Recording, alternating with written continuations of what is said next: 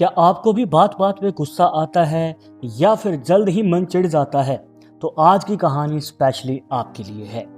तो एक समय की बात है, गौतम बुद्ध अपने शिष्यों को उपदेश दे रहे थे और उन्होंने कहा कि जो लोग गुस्सा करते हैं, जो व्यक्ति गुस्सा करता है, वो खुद तो प्रतिशोध की आग में जलता ही है, साथ ही साथ सामने वालों को भी वो कष्ट पहुंचाता है। और छोटी छोटी बातों पे गुस्सा हो जाना उसके जीवन को आगे चलकर बर्बाद कर सकता है।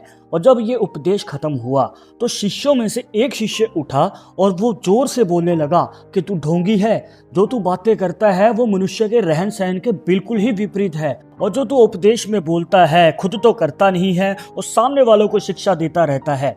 और ये सब सुनने के बाद भी गौतम बुद्ध शांत बैठे रहे और उस शिष्य को लगा कि मेरी तो बात का कोई असर ही नहीं हो रहा, तो वो और भी ज्यादा भड़क जाता है और ज्यादा गुस्से में खरी खोटी सुनाना शुरू कर देता है। और उसके बाद भी गौतम बुद्ध कुछ नहीं बोलते और वहां पे जो आसपास शिष्य बैठे थे वो उसको समझाते भी हैं कि तुम ऐसे कैसे बोल सकते हो, गौतम बुद्ध हैं वो, आपको ऐसा नहीं बोलना चाहिए।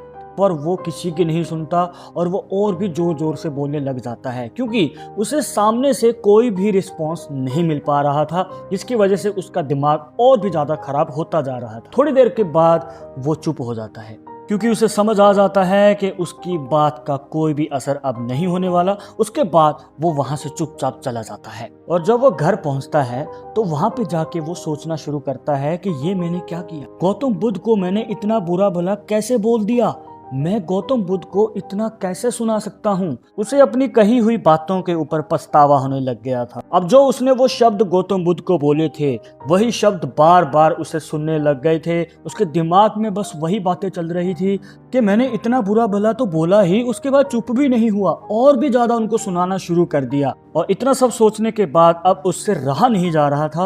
वो सीधा घर से बाहर निकलता है और गौतम बुद्ध को ढूंढने के लिए निकल जाता है और वो उसी स्थान पे पहुंचता है जहां पे गौतम बुद्ध पहले उपदेश दे रहे थे। पर वहां पे उसे ना तो गौतम बुद्ध मिलते हैं ना ही वहां पे शिष्य मिलते हैं, क्योंकि वो वहां से प्रस्थान कर चुके थे। उसके बाद वो दर दर पे भटकता है, पता नहीं कहां कहां ढूंढता है, पर गौतम बुद्ध उसे कहीं नहीं मिलते। पर एक समय आने के बाद वो गौतम बुद्ध को आखिरकार ढूंढ ही लेता है और सीधा जाके उनके चरणों में पड़ जाता है कि मुझे माफ़ कर दीजिए, मुझे क्षमा कर दीजिए कि मैंने इतनी बड़ी गलती की, मैंने आपको इतना बुरा भला सुनाया, आप मुझे सज़ा दीजिए, आप मुझे जो भी कहेंगे मैं वो करने के लिए तैयार हूँ। और ये सब सुनने के बाद गौतम बुद्ध हैरानी से उसकी तरफ देखते हैं और उसे उठाते हैं और उससे पूछते हैं कि तुम कौन हो। और ये सुनते ही शिष्य हैरान हो जाता है कि अब गौतम बुद्ध को मैं याद भी नहीं हूँ। और वो शिष्य कहता है कि आप मुझे ऐसे कैसे भूल सकते हैं, कल ही मैंने आपको इतना बुरा भला सुनाया, इतनी खरी खोटी आपको कही, आप मुझे ऐसे कैसे भूल सकते हैं। तो गौतम बुद्ध ने कहा कि मैं बीती बातों को याद नहीं रखता, कल क्या हुआ था, कल किसने मुझे क्या कहा था, अगर मैं ये सब याद करने लगा तो आगे मैं कैसे बढ़ पाऊंगा। मैं पिछली बातों को भूल जाता हूँ और आगे बढ़ जाता हूँ। और ये सुनते ही शिष्य सोचने लगता है कि महात्मा बुद्ध के विचार कितने महान हैं। बीते कल की बातें चाहे अच्छी हैं चाहे बुरी हैं उसके बारे में सोचते नहीं हैं, वो बस आगे बढ़ जाते हैं, मोह माया के चक्कर में नहीं फंसते हैं। इसीलिए वो इतने महान हैं, इसीलिए लोग उनके उपदेश सुनने के लिए दूर दूर से आते हैं। उसके बाद वो शिष्य उनके साथ रहने लग जाता है और उनके हर उपदेश को अपने जीवन में लागू करना शुरू कर देता है। और इससे हमें यही सीखने को मिलता है कि आपके कुछ मिनटों का किया हुआ गुस्सा कितने बड़ी दिक्कतें खड़ी कर सकता है और आगे चलकर आपको इतना ज़्यादा पछतावा होगा। आप सोचेंगे कि काश मैंने उस टाइम पे अपने आप को कंट्रोल कर लिया होता तो आज बात ही कुछ और होती।